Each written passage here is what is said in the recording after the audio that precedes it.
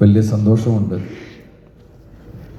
ഈ വേദിയിൽ ഇന്ന് 2 ചടങ്ങാണ് നടന്നത്. ഒരു വേദിയിൽ സിനിമാ കുടുംബത്തിൻ്റെ സന്തോഷകരമായ ഒരു മുഹൂർത്തം. അതിലൊന്ന് പവി കെയർടേക്കറിൻ്റെ ലോഞ്ചാണ്. ഓഡിയോ ലോഞ്ചാണിന്ന്.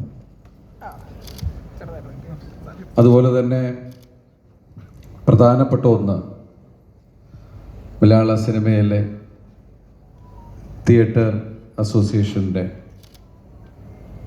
പുതിയ ഒരു സംരംഭം, ഒരു നന്മയുടെ സംരംഭം തന്നെ പറയാം. കാരണം വെച്ചിട്ടുണ്ടെങ്കിൽ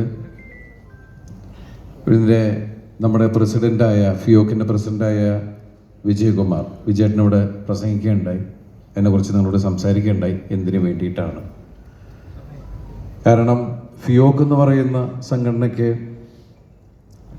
ഷോ ചെയ്യാനോ അങ്ങനെയുള്ള കാര്യങ്ങൾക്കൊക്കെ ഉള്ള പരിമിതികളൊക്കെ ഉണ്ട്. അപ്പോൾ കണ്ടുപിടിച്ച വിജയേട്ടൻ്റെ ഒരാശയം തന്നെയായിരുന്നു ഇത്.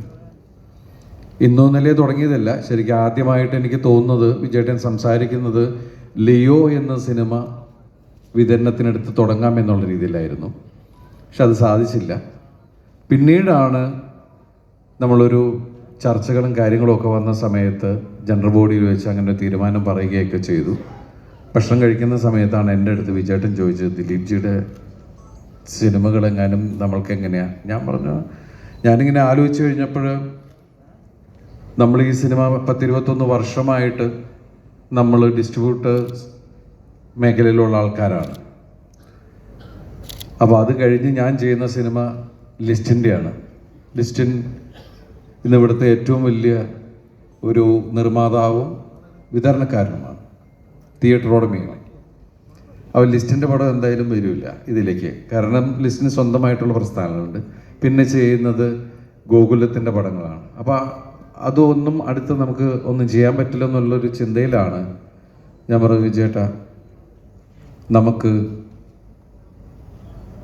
ഈ സിനിമ നമുക്ക് ചെയ്യാം എന്നുള്ള രീതിയിലാണ്.